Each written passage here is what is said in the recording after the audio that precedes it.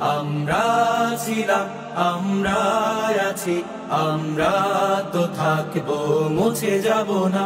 আমরা ছিলাম, আমরা আছি, আমরা তো থাকবো, মুছে যাব না। যতদিন রবে ওই নদী বহমান, রবে ততদিন বেঁচে মোদের এই কাফেলা, এই কাফেলা, এই কাফেলা। আমরা ছিলাম, আমরা আছি, আমরা তো থাকবো, মুছে যাব না। আমরা ছিলাম, আমরা আছি, আমরা তো থাকবো, মুছে যাব না। অস্ত্র আঘাতে রোখা যাবে না, না না না, ভয় ভীতি সন্ত্রাস মানি না, না না না, সত্যের পথে মোরা দুর্জয়, মোরা নির্ভীক, নির্ভীক। অস্ত্র আঘাতে রোখা যাবে না। আসসালামু আলাইকুম। সমগ্র প্রশংসা আল্লাহর।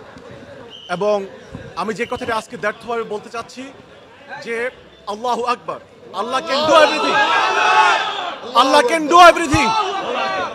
সমগ্র স্বৈরশাসক, সমগ্র ফেরাউন তাদের সমগ্র শক্তি দিয়ে আল্লাহর প্ল্যানের বিরুদ্ধে দাঁড়াতে পারে না।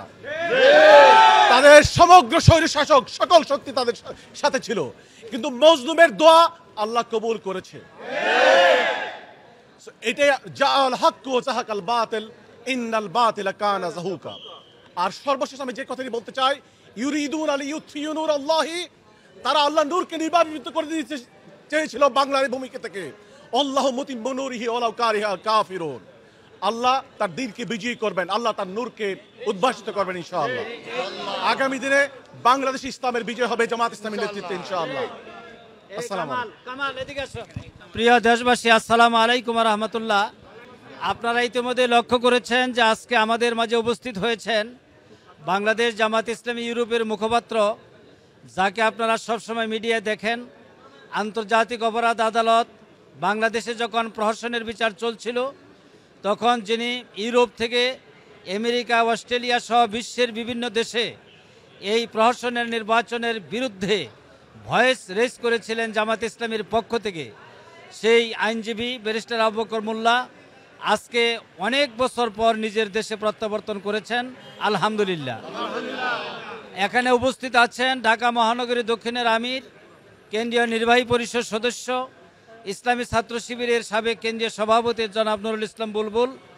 আমরা সকলেই এই সংগঠনের পক্ষ থেকে, আইনজীবীদের পক্ষ থেকে, বাংলাদেশের জনগণের পক্ষ থেকে এবং যে সমস্ত পরিবার যারা শহীদ হয়েছেন ওই শহীদ পরিবারের পক্ষ থেকে এই আইনজীবী ব্যারিস্টার আবু বকর মোল্লাকে আন্তরিক অভিনন্দন জানাচ্ছি, মোবারকবাদ জানাচ্ছি।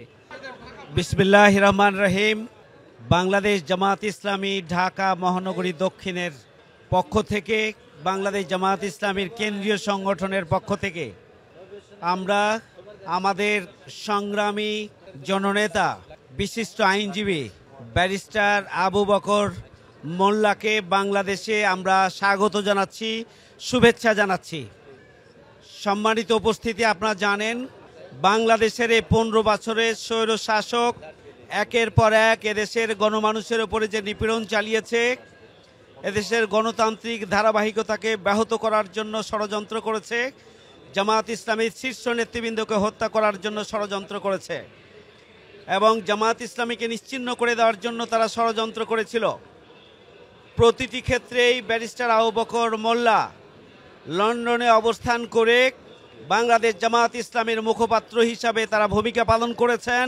শুধু তাই নয়, বাংলাদেশের মুখপাত্র হিসাবে ভূমিকা পালন করে মেহনতি, নিপীড়িত, ক্ষতিগ্রস্ত, বিপর্যস্ত মানুষের পাশে তিনি বাইরে অবস্থান করেই দাঁড়িয়েছেন এবং বাংলাদেশের আজকের যে মুক্তি, সেই মুক্তি এবং নিপীড়িত মানুষের আজকের যে স্বস্তি ফেলার আমরা সুযোগ পেয়েছি, এই যে নতুন স্বাধীনতা, এই নতুন স্বাধীনতা নিয়ে আসার ক্ষেত্রেও বিগত 16 বছরে ধারাবাহিকভাবে তিনি প্রচেষ্টা চালিয়েছেন নিজ নিজ অবস্থানে থেকে।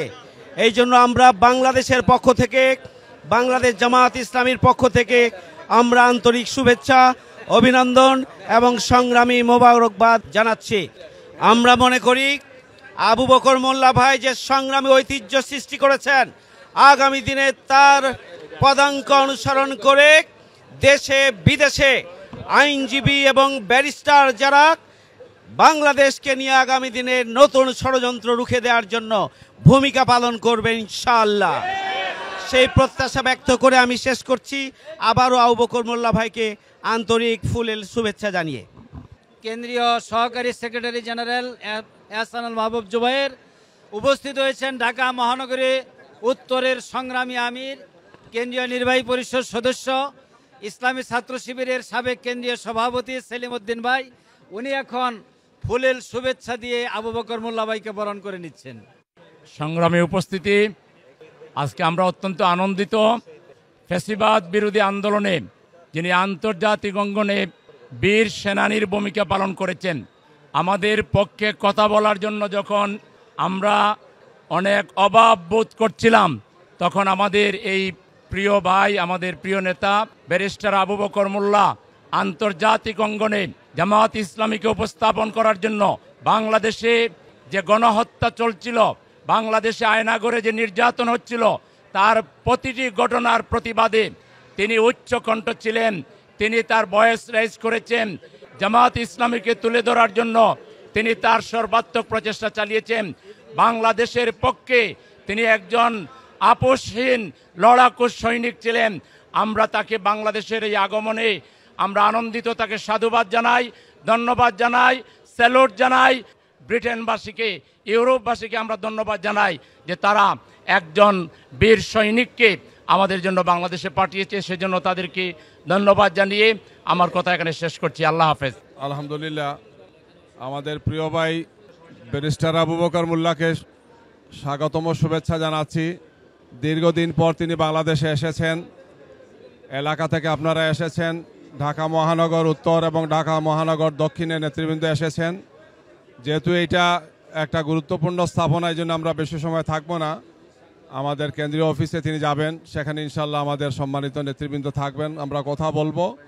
আল্লাহ সুবহানাহু ওয়া তাআলা আমাদেরকে ফেসিবাদ মুক্ত করেছেন, স্বৈরাচার মুক্ত বাংলাদেশ আমরা পেয়েছি, একটি নতুন বাংলাদেশ আমরা পেয়েছি। এই বাংলাদেশকে গড়ার ক্ষেত্রে দেশে এবং প্রবাসে যারা ছিলেন সবাই ভূমিকা পালন করেছেন।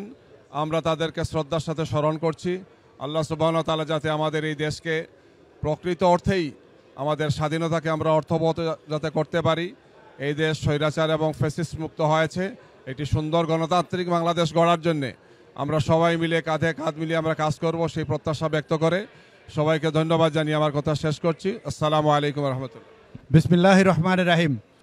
মহান রবের শুকরিয়া আদায় করছি, যার একান্ত মেহেরবানিতে ফ্যাসিবাদ মুক্ত বাংলাদেশে আজকে যিনি ইউরোপে বসে এদেশের গণমানুষের পক্ষে আওয়াজ তুলেছিলেন, সেই আবু বকর মোল্লা ভাই আমাদের মাটিতে আজকে পদার্পণ করেছেন। ঢাকা সাংবাদিক ইউনিয়নের পক্ষ থেকে আজকে তাকে উষ্ণ অভিনন্দন অভ্যর্থনা জানাচ্ছি।